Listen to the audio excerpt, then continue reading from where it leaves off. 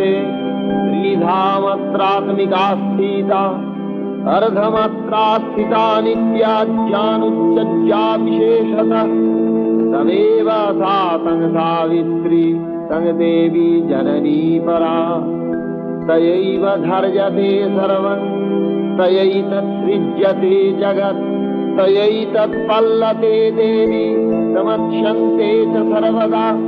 विसृष्टौ सृष्टिरूपातं स्थितिरूपा च पालने तथा संहृतिरूपान्ते जगतो स जगन्मये महाविद्या महामाया महामेधा